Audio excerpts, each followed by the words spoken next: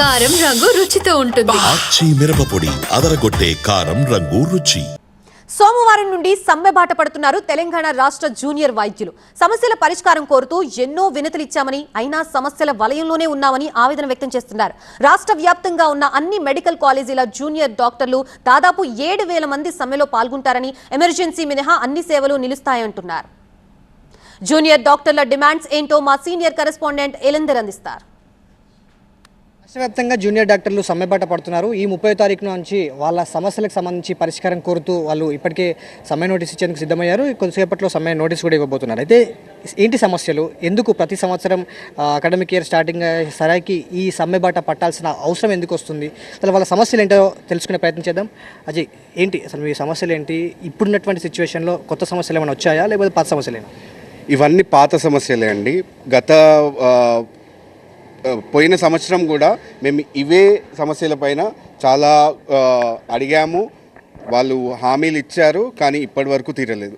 మాకు ఉన్న faculty issues కానీ, ఇన్ఫ్రాస్ట్రక్చర్ ఇష్యూస్ కానీ, దానికి పెరిఫరల్ కాలేజెస్, ఈ సమ్మెలో 34 మెడికల్ కాలేజెస్ పాల్గొంటాయి. ఈ 34 మెడికల్ కాలేజెస్లో ఉన్న అన్ని జూనియర్ డాక్టర్స్ ఈ సమ్మెలో పాల్గొంటారు. వాళ్ళకున్న సమస్యలని మేము రాతపూర్వకంగా మినిస్టర్ సార్కి కానీ, డిఎంఈకి కానీ, ఇంకా హెల్త్ సెక్రటరీ మేడంకి కానీ అందరికీ ఇచ్చాము. అది ఇస్తూ పోతున్నాం, కానీ ఇంప్లిమెంటేషన్ అనేది జరగట్లేదు. హామీలు ఇస్తున్నారు. హామీలు పోయిన సంవత్సరం సమ్మె చేసినప్పుడు కూడా ఇచ్చారు, కానీ ఇంకా హామీలు తీర్చట్లేదు. జస్ట్ వాళ్ళు అష్యూరెన్స్ ఇస్తున్నారు కదా, అంత పెద్ద పోస్ట్లో ఉన్న వాళ్ళు అష్యూరెన్స్ ఇస్తున్నారు కదా అని మనం వెనుకకు వస్తున్నాము, కానీ అది ఇంప్లిమెంటేషన్ అని అవ్వట్లేదు. దానికోసం రాష్ట్ర వ్యాప్తంగా ఉన్న 34 మెడికల్ కాలేజెస్ ఈసారి స్ట్రైక్కి వెళ్ళబోతున్నాం. రీసెంట్గా గవర్నమెంట్ కూడా అసిస్టెంట్ ప్రొఫెసర్స్, ఈ ప్రొఫెసర్లకు నియామకానికి సంబంధించిన నోటిఫికేషన్ ఇస్తున్నాం, ఈ రోజు రేపు వస్తుంది అని చెప్తున్నారు. దాంతోపాటు మొన్న ఎన్ఎంసీ కూడా షోకాజ్ నోటీసులు ఇచ్చింది, దానిపైన కూడా ఎలాంటి చర్యలు లేవని చెప్తున్నారు.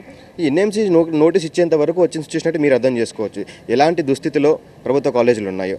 ఎన్ఎంసీ పిలిచి ఇప్పుడు ఉన్న 34 కాలేజీలో 18 నుంచి 20 కాలేజీలకు నోటీస్ ఉంది అంటే ఆ 18 నుంచి 20 కాలేజీల్లో బేసిక్ వసతులు లేవు, అంటే దే ఆర్ అన్ఫిట్.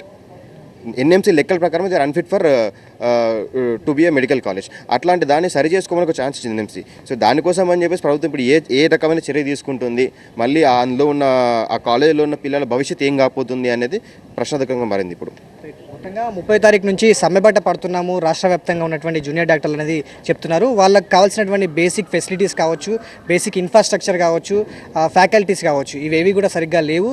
సో చెప్పేవాళ్ళే సరిగ్గా లేనప్పుడు మేము ఏం నేర్చుకొని రేపు ప్రజల్లోకి వెళ్ళి ఏం వైద్యం చేస్తామనేది వీళ్ళు ప్రశ్నిస్తున్నారు. సో చూడాలి ప్రభుత్వం దీనిపైన ఎట్లా రెస్పాండ్ అవుతుందో, లేకపోతే వీళ్ళు సమ్మెబాట పడతారో అనేది 30వ తారీఖు వరకు వేచి చూడాల్సిన అవసరంగానే ఉంది. వీడియో జర్నలిస్ట్ శివకుమార్తో ఎలందర్ రెడ్డి, TV9 హైదరాబాద్.